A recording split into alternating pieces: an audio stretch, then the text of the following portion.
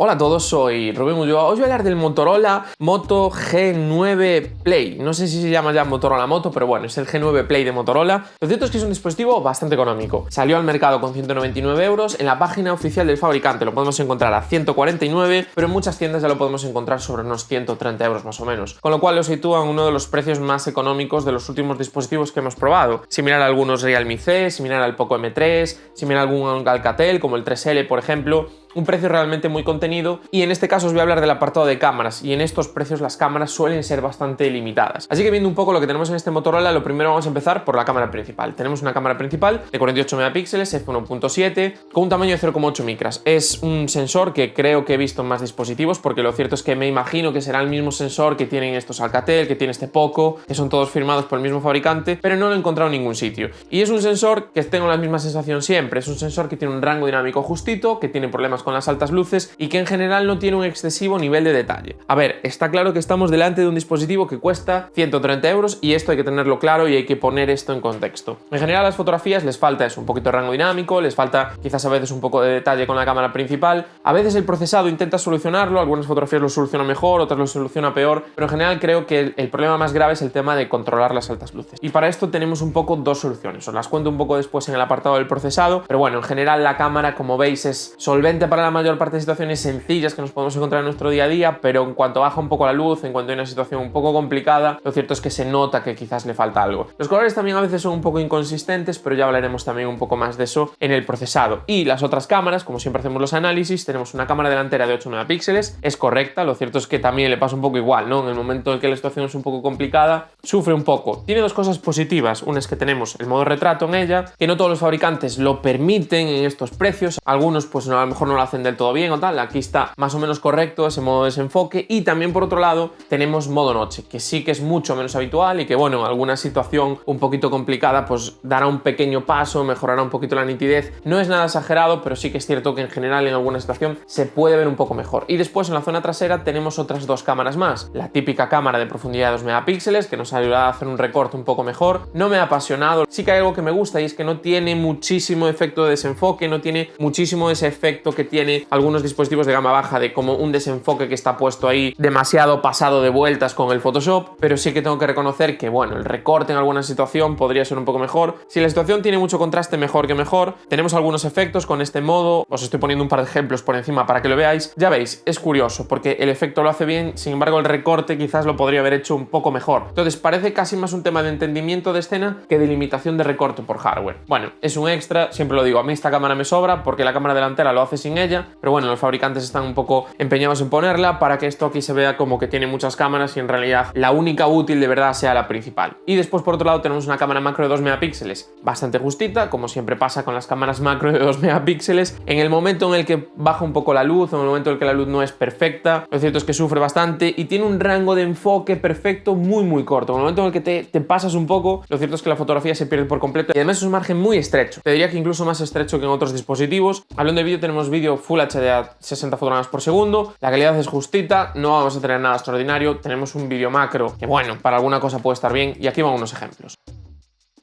Bueno, esta es la cámara delantera del Motorola G9 Plus. Lo cierto es que, bueno, ya veis, ¿no? Un poquito quizás pálida en general la imagen, pero bueno, un poco acorde al resto de cámaras. Lo cierto es que no nos va a sorprender. Aquí solo tenemos vídeo Full HD, sea cual sea la cámara. Esta es la cámara principal, en este caso sin el estabilizador. Lo cierto es que solo tenemos un modo de estabilización, no hay una estabilización de base como otros dispositivos.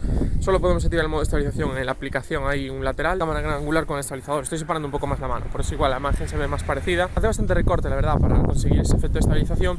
Y tengo que decir que sin el recorte y en general me gusta bastante el rango dinámico que tiene. A veces quizás quedan un poquito subexpuestas y sobre todo en esta situación que va a haber poca luz no vamos a tener nada quemado, que es un poco lo más habitual en muchos vídeos. Entonces bueno, vamos a tener una imagen que se va a ver bastante bien, aunque quizás no vaya a ser del todo real, un poquito pálida, un poquito subexpuesta, pero bueno, creo que es buen trabajo para un dispositivo que en el resto de cosas no me está gustando mucho. Bueno, correcta para un dispositivo de este precio, en estos precios nunca encontramos grandes cosas. Creo que hay muy pocos dispositivos que esto rozando esos 130, 140 euros tengan vídeo en 4K, así que bueno, poquito más podemos decir. Y ahora pasando al procesado de imagen, donde llega el punto crítico de la mayor parte de dispositivos, aquí pues las noticias pues no son excesivamente buenas, como ya hemos adelantado en el apartado de la cámara. Tenemos problema para controlar las altas luces y hay una cosa bastante curiosa. Muchos fabricantes fabricantes optan por hacer un HDR muy agresivo, que no siempre funciona del todo bien y que no siempre queda del todo real, o por hacer otra cosa que a mí personalmente tampoco me gusta, que es bajar lo máximo posible las sombras, aunque las sombras sean muy oscuras, para controlar al máximo las altas luces. Creo que Motorola hace bien exponiendo como tiene que exponer, y cuando he hecho algunas fotos en RAW me ha sorprendido que tenemos más rango dinámico en el RAW que en el JPG final, y yo creo que es porque en el RAW en algunos casos en las altas luces no se controla del todo bien esa iluminación, y el fabricante ha decidido, en vez de tener problemas y en vez de enseñar a lo mejor una alta luz mal corregida, lo que ha preferido es hacer directamente una corrección completa sobre las luces, las sombras, contraste, color, sin preocuparse de mostrar y de hacer un HDR muy agresivo en alguna situación. Y es una buena noticia porque es mejor tener una foto con menos rango dinámico que tener una foto que en realidad lo que tiene es un problema claro al mostrar una alta luz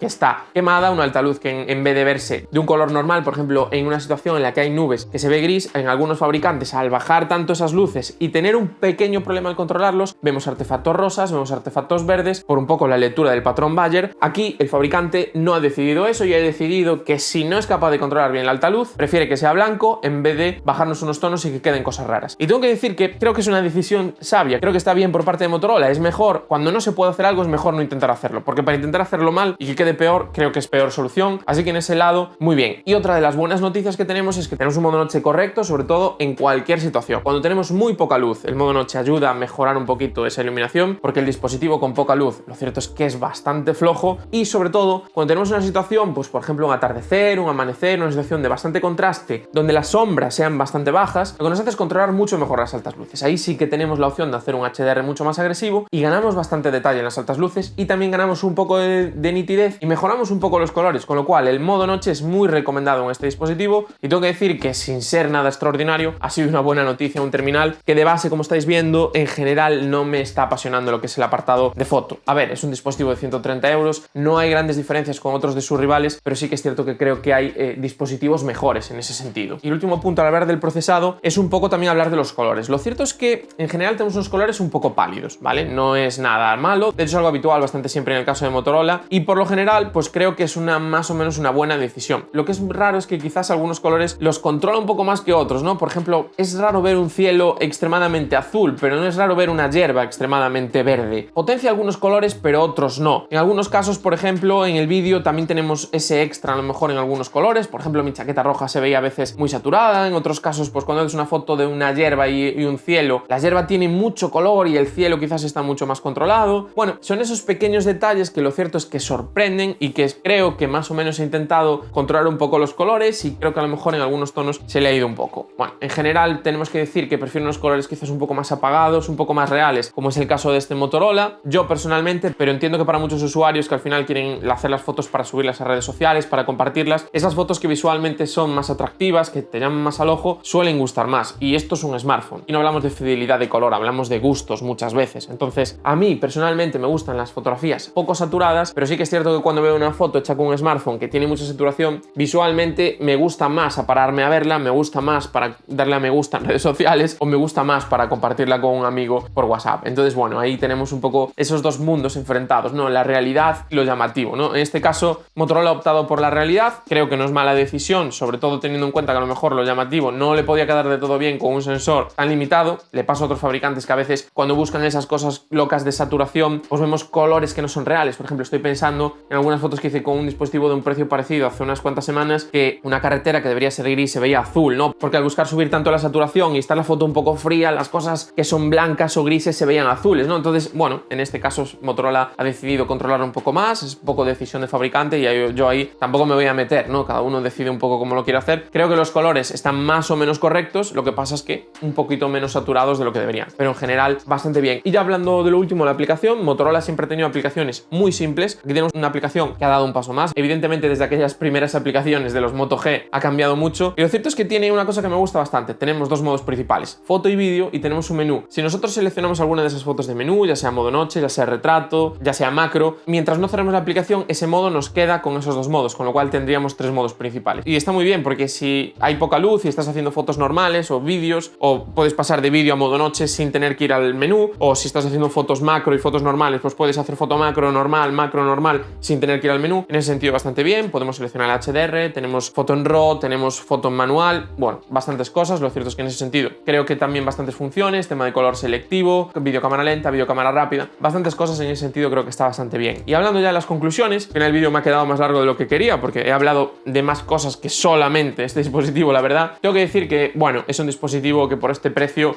se entiende que tiene que haber limitaciones. El problema es que este dispositivo salió a 199 euros. Claro, 199 euros de precio oficial, lo cierto es que hay dispositivos que por 200 euros hacen fotos bastante mejores y además tienen un sensor gran angular, lo cual ya sería un extra mucho más a tener en cuenta. Y comparándolo con los dispositivos que he probado entre esos 120, 130, 150 euros, tengo que decir que no está muy lejos, pero sí que en alguna situación creo que los otros dispositivos están bastante mejor. Creo que es un dispositivo que tiene otras cosas que quizás sean más interesantes que la cámara, y lo cierto es que aquel que quiere una buena cámara, pues bueno, ya sabe que un terminal de 130 euros, no solo este Motorola, sino de cualquier fabricante, pues no va a ser una gran elección. Así que poco más tengo que decir. Espero que os haya valido este vídeo para saber algo más de las cámaras del Motorola G9 Play. Os dejo por aquí un par de vídeos más sobre otros dispositivos de precios similares si os pueden resultar interesantes, y un vídeo para aprender a hacer fotos mejores con dispositivos con hardware un poco limitado. Y poco más tengo que decir. Espero que os haya gustado, no olvidéis en darle a like, suscribiros y nos vemos muy pronto.